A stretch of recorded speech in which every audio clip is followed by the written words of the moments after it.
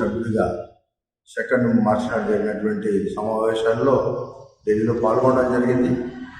ఈ సమావేశంలో ముఖ్యంగా భారతీ మజ్దూర్ సంఘ్ పూరిలో జరిగిన కాన్ఫరెన్స్ సందర్భంగా ఈ నెల ఫిబ్రవరి 6, 7, 8 తేదీల్లో ఫిబ్రవరిలో భారతీ మజ్దూర్ సంఘ్ అఖిల భారత మహాసభలు జరిగినాయి. ఆ మహాసభల సందర్భంగా మేము చేసేటువంటి తీర్మానాల్లో ప్రముఖమైంది ప్రావిడెంట్ ఫండ్ సబ్జెక్ట్ విషయం పైన ప్రముఖమైనటువంటి తీర్మానం మేము చేశాము. ఆ తీర్మానంలో మేము అడిగినటువంటి కేంద్ర ప్రభుత్వాన్ని వెంబడే 1000 రూపాయలు ప్రస్తుతం ఇస్తున్నటువంటి కనీస పెన్షన్ని 7,500కు పెంచాలని, అదేవిధంగా దానికి కరువు భత్యంతో జోడించాలని, ఈ పెన్షన్దారులందరికీ కూడా దానికి మెడికల్ సౌకర్యం కల్పించాలనేటువంటి తీర్మానం ప్రముఖంగా భారతీ మజ్దూర్ సంఘ్ పూరి మహాసభల సందర్భంగా చేయడం జరిగింది. అనేక సంవత్సరాలుగా భారతీ మజ్దూర్ సంఘ్ అడుగుతోంది ఈ సమస్యని, ఈ యొక్క సమస్య పరిష్కారం కోసం. అదేవిధంగా దేశంలో అనేక కార్మిక సంఘాలు ఈపీఎస్సీలో సంబంధించిన వ్యక్తులు అందరూ అడుగుతూ ఉన్నారు. ఈ సబ్జెక్టుని ప్రముఖంగా మేము మొన్న 2వ తేదీ నాడు సిబిడి మెంబర్గా కేంద్ర కార్మిక శాఖ మంత్రులు గారిని అడగడం జరిగింది. ఇది చాలా కాలంగా అపరిష్కృతంగా ఉందండి. లక్షలాది మంది దీనికోసం వెయిట్ చేస్తూ ఉన్నారు. అనేక సందర్భాల్లో మీరు వాగ్దానం కూడా చేశారు. గతంలో భారతీ మజ్దూర్ సంఘ్గా కూడా మీ దగ్గరికి రిప్రజెంటేషన్ ఇచ్చినప్పుడు కూడా వాగ్దానం చేశారు. కాబట్టి ఈ వాగ్దానాన్ని మీరు పూర్తి చేసి ఈ సిబిటి మీటింగ్లో నిర్ణయం చేయాలని మేము పట్టుబట్టాం. దానిపైన నేను సానుకూలంగా నిర్ణయం చేస్తాను, కొద్దిగా సమయం కావాలనే విషయం అన్నాడు. ఇంకెంత సమయం అండి? ఇప్పుడు దాదాపు 80 లక్షల మంది దేశంలో ఈపీఎస్ 95 పెన్షన్దారులు ఉన్నారు. ఈ యొక్క 80 లక్షల మంది ఉన్నటువంటి ఈపీఎస్ 95 పెన్షన్దారులలో దాదాపుగా 30 లక్షల మందికి 1000 రూపాయల కంటే తక్కువ, 1000 రూపాయలు లేదా అంతకంటే తక్కువ పెన్షన్లు పొందుతూ ఉన్నారు. కానీ 30 లక్షల మందికి సంబంధించిన విషయం కావచ్చు, లేదా 80 లక్షల మంది సబ్జెక్టు కావచ్చు, ఈ అందరి విషయం పైన మీరు ఎప్పుడే పరిష్కారం కావాలి. భారతీ మజ్దూర్ సంఘ్ దేశంలో ఒక పెద్ద కార్మిక సంఘంగా, అదేవిధంగా ఆల్ ఇండియా అధ్యక్షుడిగా ఈ బాధ్యత మాకు ఉంది. మీరు పూర్తి చేయాలనే విషయం మేము అడిగాం. అంతేగా దీన్ని సానుకూలంగా నేను పరిష్కారం చేస్తాను అని సిబిటి మీటింగ్లో వారికి సమాధానం చెప్పడం జరిగింది. మళ్ళీ దీన్ని వెంబడే దీని ఒత్తిడి కోసమని దేశవ్యాప్తంగా ఆందోళన కార్యక్రమాలు మేము చేశాము. కాబట్టి దీన్ని పరిష్కారం చేయకపోతే యావత్ భారతదేశంలో దీనిపై ఒత్తిడి కోసం, ప్రభుత్వం పైన ఒత్తిడి తేవడం కోసం ఉద్యమం కూడా నిర్మాణం చేస్తామని విషయం ప్రభుత్వానికి చెప్పాం. 2వ అంశం అయితే ఉన్నదో, ఈపీఎస్ 95లో 15,000 వరకు సీలింగ్ అనేటువంటిది 2014లో పెట్టడం జరిగింది. ఈ 2014 వచ్చినటువంటి ఈపీఎస్ 95 సీలింగ్ అవుతుందో 15,000 తర్వాత ఎక్స్క్లూడింగ్ కండిషన్ పెట్టారు. 15,000 కంటే ఎక్కువ ఉన్నటువంటి వాళ్ళకి ప్రావిడెంట్ ఫండ్లో కవర్ చేయని అక్కర్లేదనే అంశం కూడా ఉన్నటువంటి విషయం ఉంది. కాబట్టి దీన్ని వెంబడి తొలగించాలండి. లక్షలాది మంది, కోట్లాది మంది దేశంలో ఈ యొక్క కండిషన్ మూలంగా ప్రావిడెంట్ ఫండ్ అనేటువంటి సోషల్ సెక్యూరిటీ సాంఘిక భద్రత అంశం అవుతున్నదో ఇందులో పరిధిలోకి రాకుండా పోతూ ఉన్నారు. కాబట్టి దీన్ని కూడా పరిధిని వెంబడి పెంచాలని విషయం అడిగాము. ఈ 2 అంశాలు, కనీస పెన్షన్ పెంచే విషయం, అదేవిధంగా థ్రెషోల్డ్ లిమిట్ అయితే 15,000 ఉంటుందో దాన్ని తొలగించే విషయం గట్టిగా మేము ప్రభుత్వంతో పోరాడుతూ ఉన్నాం. తొందరగా ప్రభుత్వం దీనిపై నిర్ణయం తీసుకుంటుందని ఆశిస్తున్నాను. సోషల్ సెక్యూరిటీ కోడ్ 2020 కొత్తగా చట్టం అయితే వచ్చిందో, గతంలో ఉన్నటువంటి 9 చట్టాలు ఏవైతే అన్ని చట్టాలను కలిపి సోషల్ సెక్యూరిటీ కోడ్ 2020 అని కొత్త చట్టం రావడం జరిగింది. అయితే ఈ యొక్క 2020లో వచ్చినటువంటి చట్టం ఏతున్నదో ఆ యొక్క చట్టంలో ఇప్పటికి కూడా 1995లో వచ్చినటువంటి ఈపీఎస్ 95 స్కీమ్ ఇంప్లిమెంట్ అవుతా ఉంది. ఆ స్కీమ్లో కొన్ని మార్పులు అయినటువంటి సుప్రీంకోర్టు జడ్జిమెంట్ వచ్చిన తర్వాత కొన్ని అమెండ్మెంట్స్ ప్రభుత్వం చేసింది గతంలో. ఇవి ఆ సుప్రీంకోర్టు ఆధారంగా చేసిన అమెండ్మెంట్స్ను కొన్ని అబ్సలీట్ అయినాయి, ఇవి కొన్ని జోడించవలసి ఉన్నది. కాబట్టి అన్నిటి కలిపి ఈడిఎల్ఐ స్కీము, ఈపీఎస్ 95 స్కీము, అదేవిధంగా ప్రావిడెంట్ ఫండ్ స్కీమ్, ఈ 3 స్కీములకు సంబంధించినంత వరకు కొత్తగా స్కీమ్ అనేటువంటిది ఫ్రేమ్ చేయడం జరిగింది. ఏదైనా ఒక చట్టం ఉంటుంది, పార్లమెంట్ తయారు చేసినటువంటిది, దానికి అనుకూలంగా రూల్స్ ఉంటాయి. అదేవిధంగా స్కీమ్ దాని యొక్క ఇంప్లిమెంట్ చేయడానికి కోసం విధి విధానాలు ఏవైతుందో స్కీమ్ రూపంగా తేవడం జరుగుతుంది. కాబట్టి ఇందులో పాత చట్టానికి కొత్త చట్టానికి పెద్దగా మార్పులు ఏమి లేవు. గతంలో అయితే ఉన్నదో ఈపీఎస్ 95 అవుతుందో ఇప్పుడు 2026 అనేటువంటిది ఒక స్కీమ్, సోషల్ సెక్యూరిటీ కోడ్ 2020 ఆధారంగా వచ్చినటువంటి స్కీమ్ అండి.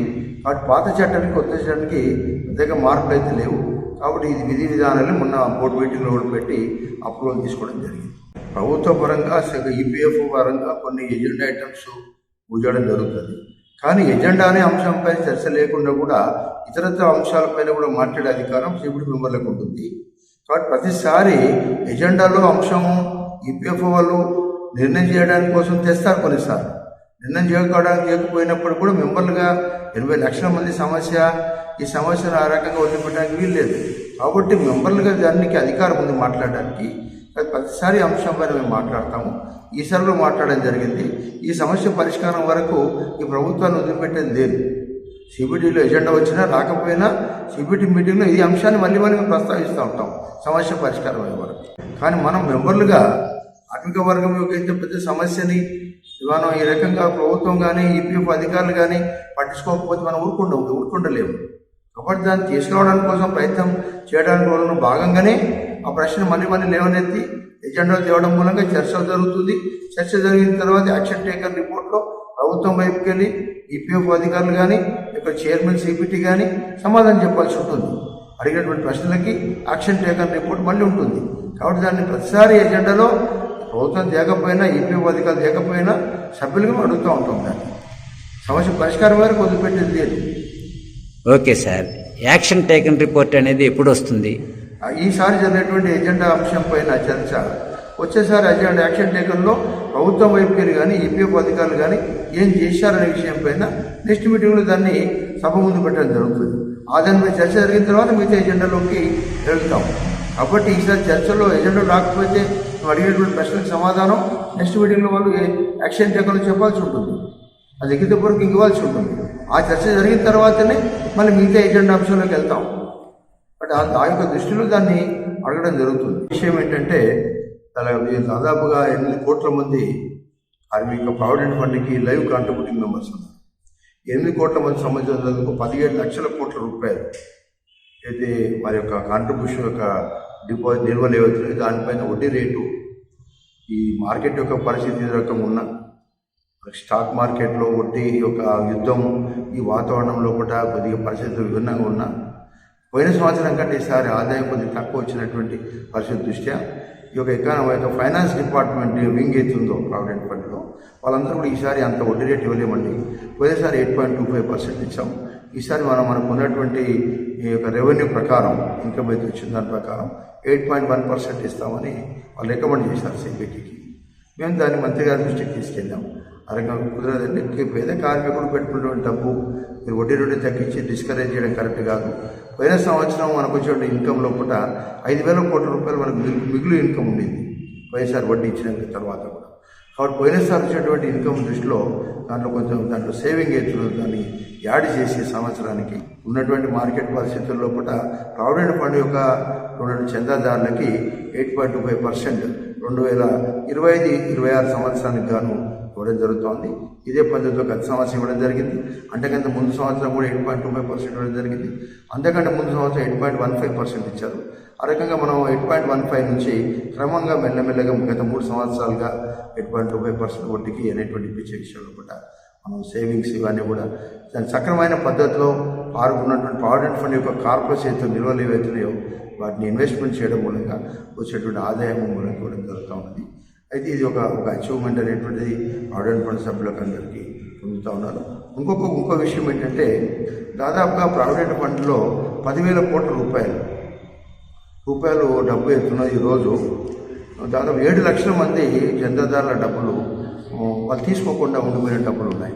రకరకాల కారణాలతో విదేశాలకు వెళ్ళిపోవడం, చనిపోవడం, లేకుండా సభ్యులకు తెలియక తీసుకుపోవడం. మేము చెప్పాం ఈ డబ్బును వాళ్ళకి ఇచ్చేయాలంటే తొందర ఎంతకాలం ప్రావిడెంట్ ఫండ్ దగ్గర పెట్టుకోవడం కరెక్ట్ కాదంటే ఈ 10,000 కోట్లకు సంబంధించిన వరకు మొత్తం కేటగరైజేషన్ చేయడం జరిగింది. 1,000 రూపాయల కంటే తక్కువ ఎంతమంది ఉన్నారు, 2,000 కంటే తక్కువ ఎంతమంది ఉన్నారు. ఈ రకంగా తీసినప్పుడు వాళ్ళకి మొత్తం దాదాపుగా మనకి 5 లక్షల రూపాయల వరకు ఉన్నటువంటి వ్యక్తులు ఉన్నారు. అందుకే గ్రేడింగ్ చేసిన తర్వాత మొదటి విడత కింద 1,000 రూపాయల కంటే తక్కువ ఉన్నటువంటి వాళ్ళ సంఖ్య 1,30,000 మంది ఉన్నారు. దాదాపు 7 లక్షల రూపాయలు 7 లక్షల నుండి 1,30,000 మంది 33,000 మందికి ఎలాంటి కండిషన్స్ చూడకుండా ఒకవేళ ఒక బ్యాంక్ అకౌంట్ ఉంటే ఆ బ్యాంక్ అకౌంట్లో ట్రాన్స్ఫర్ చేయాలంటే నిర్ణయం కూడా బోర్డు ఇవ్వడం జరిగింది. దాని మూలంగా మొత్తం దేశవ్యాప్తంగా ఈ 1,33,000 మంది కార్మిక వర్గానికి వాళ్ళ దగ్గర నిల్వలు డబ్బులు ఒకవేళ 1000 రూపాయల కంటే తక్కువ ఉన్నట్టుంటే ఆటోమేటిక్గా ఇలాంటి వాళ్ళ యొక్క రికార్డ్స్ అవన్నీ కూడా వాళ్ళు చూడకుండా వాళ్ళకి బోనఫైడ్స్ చెక్ చేసి ఇవి ట్రాన్స్ఫర్ చేయాలని జరిగింది, ఒక ఒప్పందం జరిగింది. అదేవిధంగా ప్రావిడెంట్ ఫండ్లో రాబోయే కాలంలో ఏది ఇప్పుడు మనకి ఇచ్చినటువంటి లోన్స్ సిస్టమ్ అవుతుందో మనం తీసుకున్నటువంటి అడ్వాన్సెస్ సులభతరం చేయడం జరిగింది. గతంలో అక్కడ జిరాక్స్ సెంటర్లో చుట్టూ తిరగడం మెంబర్కి చాలా అపసోపాలు పడుతుంది తప్ప డబ్బు తీసుకునే పరిస్థితి ఉండేది కాదు. ఇప్పుడు సంవత్సరానికి వారికి మ్యారేజ్ కానీ పిల్లల యొక్క చదువు కోసం కానీ లేక వాళ్ళ ఆస్తి ఇల్లు అనుకున్నప్పుడు కానీ 90% ఇవ్వడానికి కోసం నిర్ణయం చేయడం జరిగింది. ఆ రకంగా సంవత్సరంలో 4 సార్లు డబ్బులు తీసుకోవచ్చు. ఎలాంటి కండిషన్స్ ఇంకేం లేవు, చాలా సులభతరం చేయడం జరిగింది. అవన్నీ ఆన్లైన్ సిస్టంలో ఒకటి అప్లై చేసుకోవడం, అందులో 3 రోజుల్లోనే డబ్బులు వచ్చే పద్ధతి రకంగా సిస్టమ్ డెవలప్ చేయడం జరిగింది. 4వ అంశం ఏంటంటే కొంచెం కంప్యూటర్ సిస్టమ్ ప్రాబ్లం ఉంది. సాఫ్ట్వేర్ సపోర్ట్ సరిగ్గా లేకపోవడం మూలంగా చాలా కష్టపడి 2 నెలల తరబడి ఆఫీసుల చుట్టూ తిరిగేటువంటి పద్ధతి ఉండేది. సాఫ్ట్వేర్ను ఈపీఎఫ్ఓ 3.0 అనేటువంటి కొత్త సిస్టంలో తేవడం జరిగింది. దాదాపు ఒక 5-6 నెలల కాలం తర్వాత ఎవరు కూడా ప్రావిడెంట్ ఫండ్ ఆఫీస్కు పోనక్కర్లేదు, మా ఇంటి దగ్గర నుంచి మనం సాఫ్ట్వేర్ ద్వారానే తీసుకునేటువంటి అవకాశాన్ని కల్పించడం జరిగింది. అదేవిధంగా రిటైర్ అయిన వ్యక్తులకు కూడా మన యొక్క ఫేస్ రీడింగ్ యొక్క దాని ద్వారానే మన యొక్క లైవ్ లీవ్ సర్టిఫికెట్లో అవుతుందో లైవ్ సర్టిఫికెట్ పెన్షన్దారులకు కూడా కొంచెం అవకాశం కల్పించడం జరిగింది. ఇప్పుడు ఏదైతే రాబోయే కాలంలో ఈ యొక్క పెన్షన్దారులకు ఈడిఎల్ఐ స్కీమ్ కింద పెన్షన్ అయితే దారుందో వాళ్ళందరూ కూడా 7 లక్షల రూపాయల పెన్షన్ దారి వచ్చానికి ఒక మెంబర్ సరిపోయినట్టుంటే గతంలో ఉన్నది. దాన్ని ఇంకా ఇంప్రూవ్మెంట్ చేయాలనే విషయం మీద మనం అడిగాం. నెక్స్ట్ దాని ఒక సబ్ కమిటీ ఉంది పిఐసి అని, పిఐసిలో పెట్టి సబ్జెక్ట్ని నిర్ణయం చేయడం జరిగింది. అదేవిధంగా హయ్యర్ పెన్షన్దారులకు కొన్ని అప్లికేషన్లు రిజెక్ట్ చేయడం జరిగింది. వాళ్ళు సరైన కాలంలో డబ్బులు చెల్లించలేదని డిమాండ్ నోటీసులు వచ్చినప్పుడు ప్రభుత్వం మంత్రి గారి దృష్టికి తీసుకెళ్ళాం. మళ్ళీ ఒకసారి అవకాశం ఇవ్వండి అని చెప్పాం. దాదాపుగా 17 లక్షల మంది దేశవ్యాప్తంగా హయ్యర్ పెన్షన్ కోసం అప్లై చేసుకున్నారు. దాంట్లో 9 లక్షల అప్లికేషన్ రిజెక్ట్ చేశారు. ఇలాంటి చిన్న చిన్న కారణాలతో చాలామంది డిమాండ్ నోటీసులు వచ్చాయి. డబ్బులు లేక వాళ్ళు కట్టలేదు. మనకి హైదరాబాద్ ఇండియాలో లేకపోవడము, అబ్రాడ్లో ఉండడం వాళ్ళు అనారోగ్యంగా డబ్బులు సమయానికి లేకపోవడం రకరకాల కారణాలతో కట్టిన వాళ్ళందరూ ఉన్నారు. దాదాపు వీళ్ళ సంఖ్య దాదాపు 4 లక్షల మంది ఉన్నారు. వీళ్ళందరికీ ఒక అవకాశం ఇచ్చినట్టుంటే కట్టుకుంటారండి. 7 ఏళ్ల తరబడి ఉద్యోగాలు చేసిన తర్వాత రిటైర్మెంట్లో వచ్చే పెన్షన్ సౌకర్యాన్ని చిన్న కారణం మూలంగా తీసేయడం కరెక్ట్ కాదు అనే విషయం చెప్పాం.